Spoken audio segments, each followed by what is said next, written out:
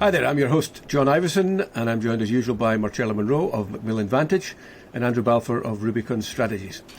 Right, guys, we have tended to steer clear of the culture wars and focus on the more secular aspects of Canadian politics.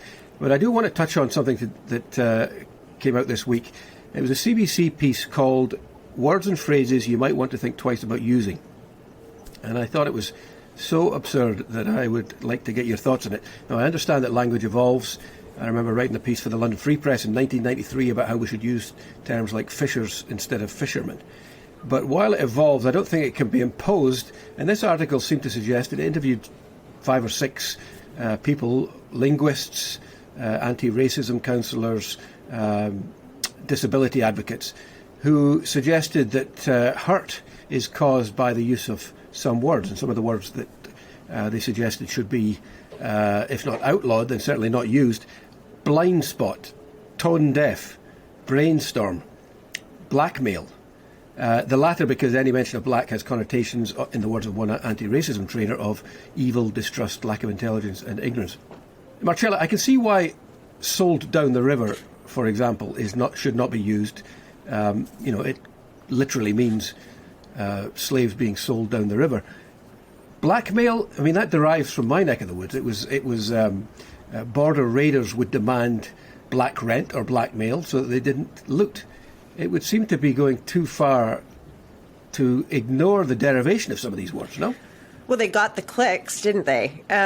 Look, I would agree with that. I think that this, when I read that piece, there's a lot of words and phrases in there that I've, in all my years of progressive political activism, being around a lot of progressive folks, people who talk a lot about how language changes and how we have to be responsive. I hadn't heard half of these terms, have never been brought to my attention as things that were problematic. There's also a bunch on the list, to your point, like sold down the river, that I don't hear people using. And that's the first time I've said it in 50 years or something. Like, I don't remember really using that terminology. But, we are in the middle of a culture war where there is one, quote unquote, side of this that continues to try to, I think they think they are doing the work of the angels in the sense that they're trying to flag hurtful terminology. And a couple of them say, if someone says it's hurtful, you shouldn't use it. Well, that's fair enough.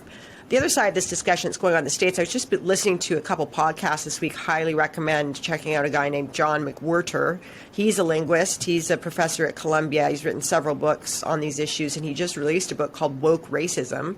And his contention, and I haven't read the book yet, but from the podcast, his contention is that these quote-unquote woke folks are doing a disservice, actually, to people who care deeply about problems and challenges as a society like racism, because instead of, for instance, ending the war on drugs, we're caught into this never-ending, biting the tail on terminology. So I think that's an interesting point. I think we do have to be sensitive, but I wonder about this as the focus of the movement.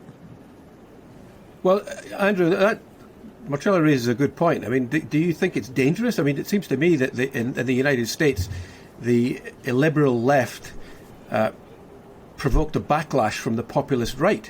And, look at the mess that they're in. Are we potentially heading in the same direction? I think we're not going to go as far as they do, but we are going in the same direction. I mean, they do seem to feed off each other, right? Of course they do, because one irritates the other, and then they take it further one way or further the other. I mean, the one that jumped out at me was brainstorm. I still don't understand what the problem with that is. I mean, I go through this show every week just being happy that I don't swear. So, I mean, It's a miracle none of us do.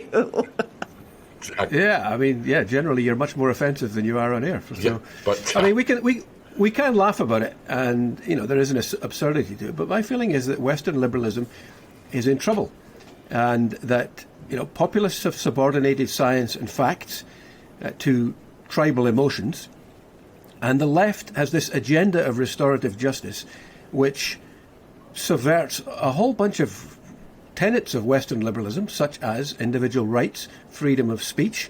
Anyone who disagrees with what is being handed down and essentially imposed culturally is cancelled or deplatformed.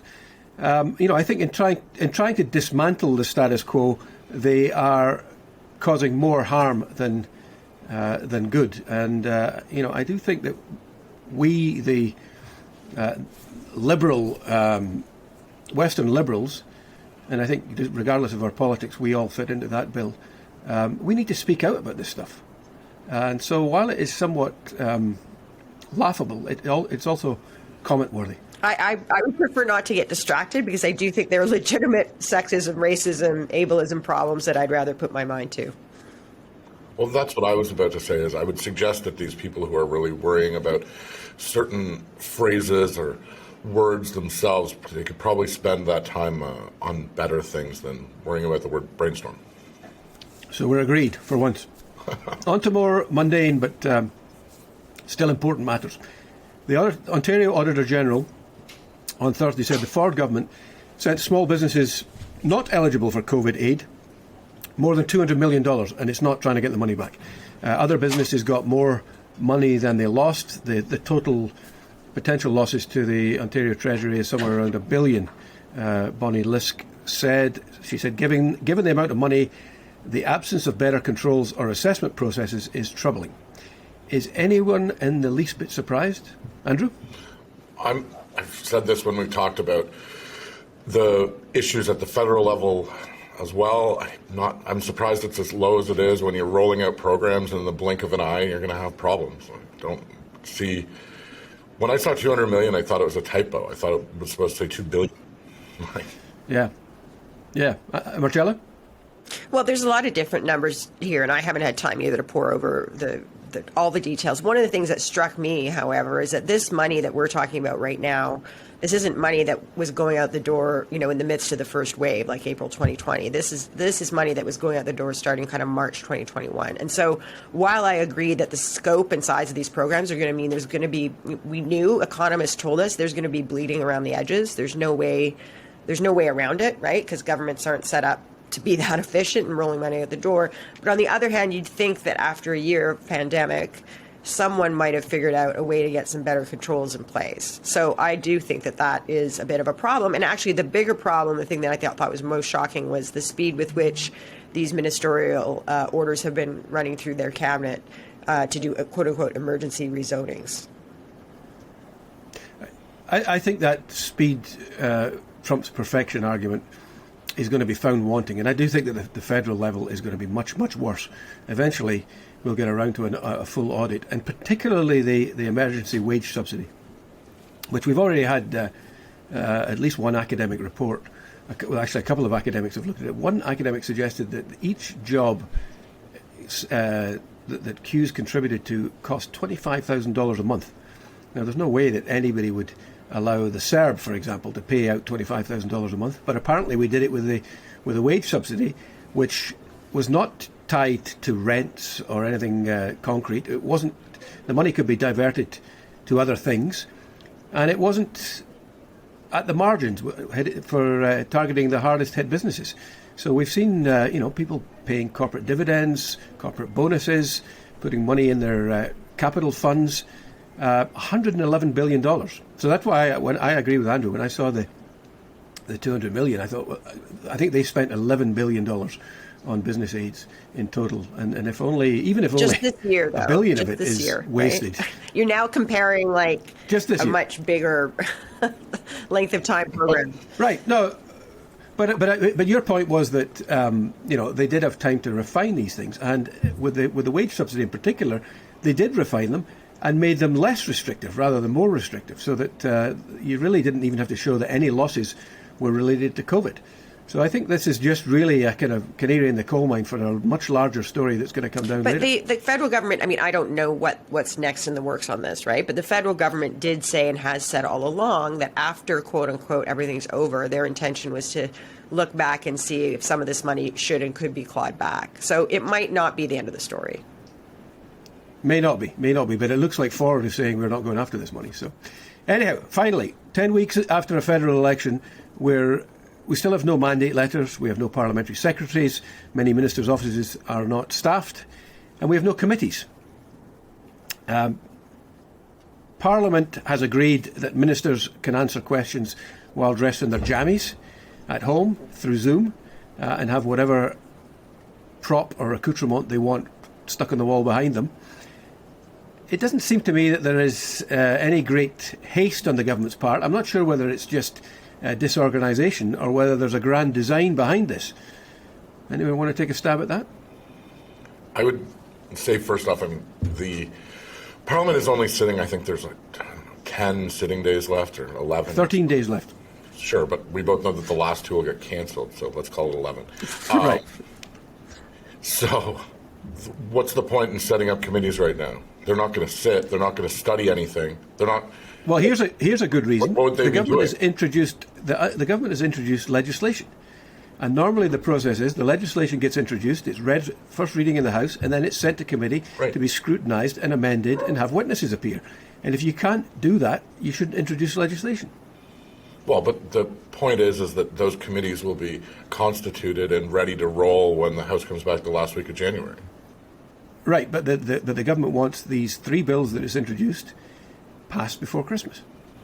Well, that's quite difficult without committees, isn't it? It is. Well, it should be. I mean, the former legal counsel for the House of Commons I spoke to yesterday, and he said it's an affront to Parliament. Marcella? I don't understand. I'm starting to wonder, why did they recall Parliament if they weren't going to be able to get their act together? Because all of this seems really ridiculous. And how many bills are even before the House right now? Like 4? 3. Three. They merged Right. 2 into 1. So you've got they've got the COVID relief. You've got the sick leave for federally regulated workers. Therapy. The conversion therapy, and in with the C3, they've got you can't harass doctors and nurses. So really an omnibus bill because they're not related in any way. Yeah, so I don't understand why bother. Like, why don't you just admit that you're not going to be ready to sit until January?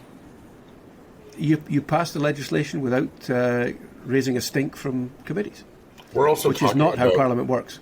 But if you're the government, you're introducing this legislation and the press gallery is covering it, and the average Canadian doesn't understand that there's no committee or that it's not going anywhere. So they're getting coverage in the news of doing things.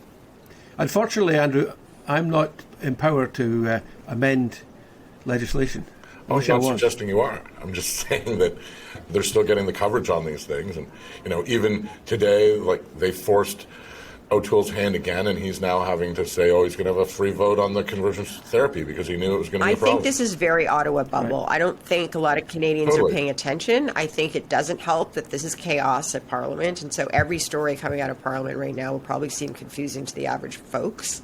But also we've got this new variant of COVID, and everyone's attention's back at that, and we can see the mental health effects getting worse. So that's what Canadians are thinking about right now. All of this stuff. Absolutely, I don't disagree with that, but I still think that this is something that we're in the business of telling people things that they either don't know or they're not watching, and I think this is one of them. We're in violent agreement on this question. I just think it's ridiculous that they basically are wasting a bunch of people's time when they don't seem ready to take everything seriously quite yet for whatever reason. Yeah. Just to change gears quickly, with this hybrid Parliament, something I've noticed, it's technically now with us until June.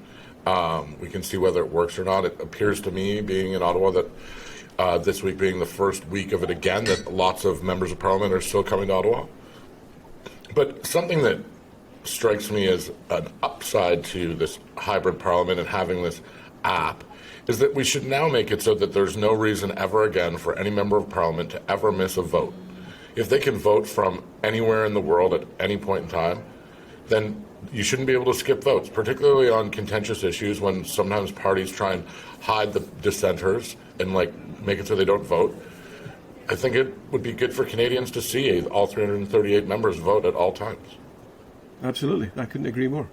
But having said that, I would still rather not have the hybrid Parliament. It's still something. It's still a central tenet of our democracy to have government ministers interrogated from 2 swords' lengths away by their political opponents.